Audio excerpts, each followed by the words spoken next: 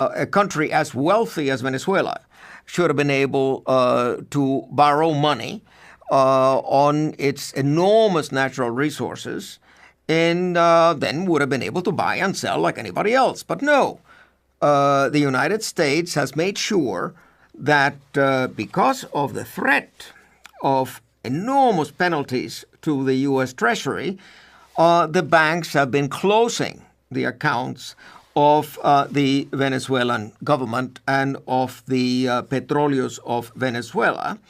Already in July 2017, Citibank unexpectedly decided, without prior notice and arbitrarily, to close the bank accounts of the Central Bank of Venezuela and the Bank of Venezuela in November 2017. Citibank blocked the transfer for a shipment of more than 300,000 doses of insulin. In November 2017, the company Euroclear retained $1.65 billion that the Venezuelan government had paid for the purchase of food and medicine.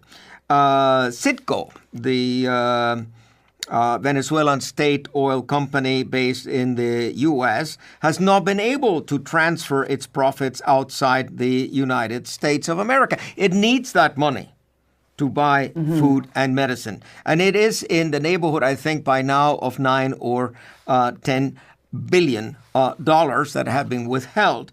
There again, Wells Fargo Bank withheld and canceled payment of $7,500,000 made by Brazil to Venezuela for the sale of electricity. In May 2018, the Venezuelan Minister of People's Power informed that a financial transaction amounting to $7 million for the purchase of dialysis supplies for patients, including children and adolescents, requiring such treatment had been blocked. So you see here the immorality of it, but not only the immorality of it, there is personal criminal liability for the impact of these sanctions.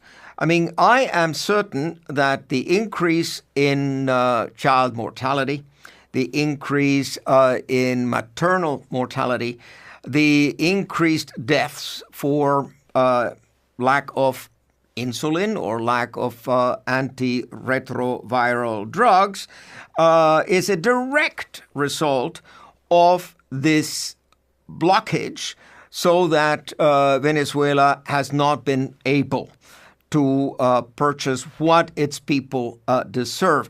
It's not like the government doesn't want to distribute.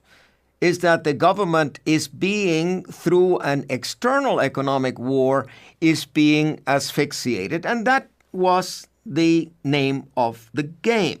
What the United States intended to do was to create a situation whereby the people or the military would topple the government, and then the 1% could again come in and could again control the wealth of Venezuela.